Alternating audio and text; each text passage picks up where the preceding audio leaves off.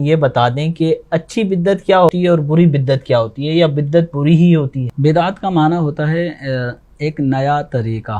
اب یہ جو نیا طریقہ ہے یہ دو صورتوں پر مشتمل ہوگا۔ کوئی بھی ایسا نیا طریقہ جو دین اسلام کے کسی حکم کو نقصان پہنچا رہا ہو، اس کی شکل و صورت کو مٹا رہا ہو، یعنی سنت کو مٹانے والا کوئی بھی نیا طریقہ ہوگا وہ بدعت سیئہ ہے، بری بدعت ہے۔ البتہ اگر کوئی ایسا نیا طریقہ جو پہلے رائج نہیں تھا لیکن اس کو رائج کر کے دین اسلام کے کسی حکم کو اور پختگی دینا مقصود ہو اور اس کے ذریعے سنت کو تقویت حاصل ہو رہی ہو، تو وہ طریقہ بدعت حسنہ کہلاتا ہے، اچھا نیا طریقہ ہے۔ تو اس نئے اور اچھے طریقے کی فضیلت بھی ہے۔ اور ہم اگر اپنے اسلاف کی طرف نظر کرتے ہیں تو ہمارے اسلاف سے ایسے نئے طریقوں کا اجرا ثابت ہے، جیسے کہ نبی پاک صلی اللہ تعالیٰ علیہ وآلہ وسلم نے تراویح کچھ دن جماعت کے ساتھ پڑھی اور پھر جماعت کا اہتمام نہیں کیا۔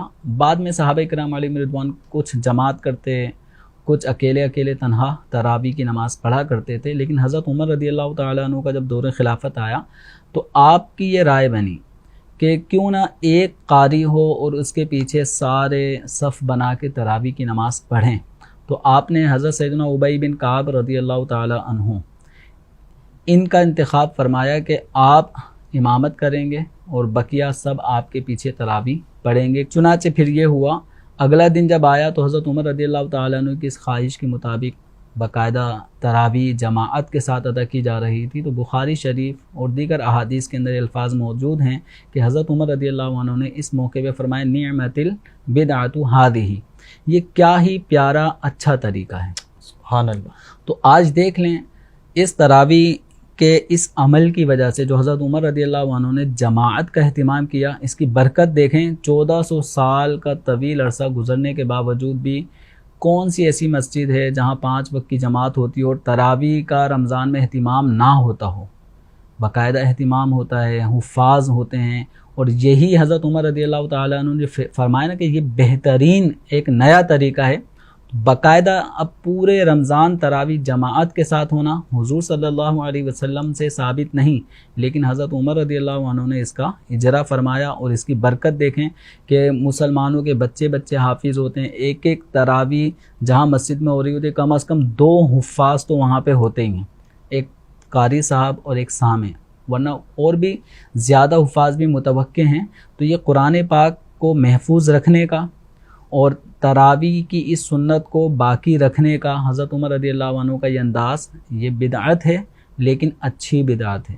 تو کچھ بدعت، کچھ نئے طریقے ایسے ہوتے ہیں جو سنت کو تقویت فراہم کر رہے ہوتے ہیں، تو وہ عمل جائز ہے۔ جیسے حضرت سیدنا عمر بن عبدالعزیز رضی اللہ تعالیٰ عنہ، ان کے دور میں محرابیں مسجد کے اندر جو ہم دیکھتے ہیں نا، جہاں پہ خطیب صاحب ممبر پہ بیٹھے ہوتے ہیں، اور وہ ممبر مسجد کے ایک خاص ایک چھوٹا سا روم سا بنا ہوتا ہے جو مسجد کے ہال میں بالکل سینٹر میں ہوتا ہے، اس کو ہم محراب کہتے ہیں۔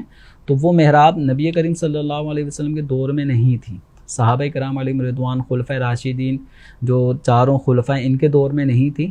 جب بعد میں حضرت عمر بن عبدالعزیز رضی اللہ عنہ کا دور آیا تو آپ نے مسجد کے اندر امام کے کھڑے ہونے کے لیے الگ سے ایک جگہ کا اس مسجد کے ہال میں ایک اہتمام کیا، جس کو ہم اس وقت اپنی مساجد میں محراب کی صورت میں دیکھتے ہیں۔ تو یہ محراب حضور کے زمانے میں نہیں تھا، لیکن یہ ایک اچھا طریقہ ہوا، اس میں امام کے کھڑے ہونے کا ایک متعین مقام بھی ہو گیا کہ امام یہاں پر کھڑے ہو کر بیچ صف میں کھڑے ہو کر امامت کریں گے۔ تو یہ اب دنیا کے کوئی بھی مسجد آپ دیکھ لیں کہ جب تک وہ مسجد کی خاص لوکیشن اگر رکاوٹ نہ ڈالے تو ہر مسجد کے اندر محراب، یہ محراب سوری بنائی جاتی ہے، اور یہ اچھا طریقہ ہے۔ مینار بنائے جاتے ہیں، یہ بھی اچھا طریقہ ہے۔